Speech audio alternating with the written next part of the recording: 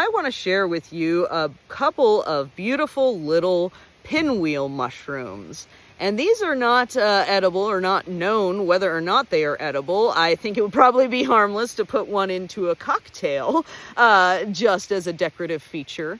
But this is a mushroom in the Marasmius genus, and they're really interesting and distinctive because, as I've been trying to point at you for the last several seconds, is the fact that it has these beautiful, widely spaced gills, and they're very, overall very delicate, but a little bit papery, and so they look like, folded bits of, kind of creamy colored parchment to me, and I really, really like them.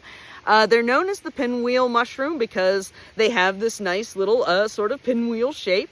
As when they first come up, they're sort of this really nice, cheerful color. Now, I'm going to sidebar here and say that the scientific name that I'm going for with this is Marasmius fulvoferrenguineus, which is a southeastern United States pinwheel mushroom that is known to be rusty. All of that with the big asterisk that we also have Marasmius siccus, which is another pinwheel mushroom that is described as more orangey. There's also all kinds of hoopla about whether or not we know what these mushrooms are at all. But the ones that I typically see are sort of this beautiful, reddish, rusty color. And as you can see on the outside of the cap, it's called pleated. And so you have these little furrows, and as the mushroom gets older, they become more pronounced. But even on the young ones, where it's not quite as obvious, you can see that those furrows are down at the margin of the cap. The stem here is sort of a mahogany brown color. I think that overall, like the low-key but also classy tones of this mushroom is one of the reasons I like to find it.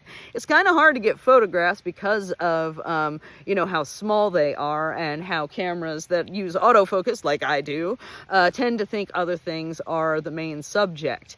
But these should be the main subject because they're really, really cool. And also, I just discovered, at least for myself, that this mushroom has an interesting aroma. Not throughout the fruiting body, but actually right at the base. One of the features is you'll have just sort of this clingy bit of mycelium at the base of pinwheel mushrooms.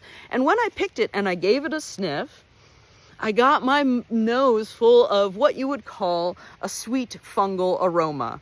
I only have like 15 seconds, but if you're into mushrooms, you know what sweet fungal is. If you're not, it's sort of like, it's a little bit like anise, it's a little bit like oyster mushrooms, and it's like nothing else in the world. But the pinwheel mushroom has it.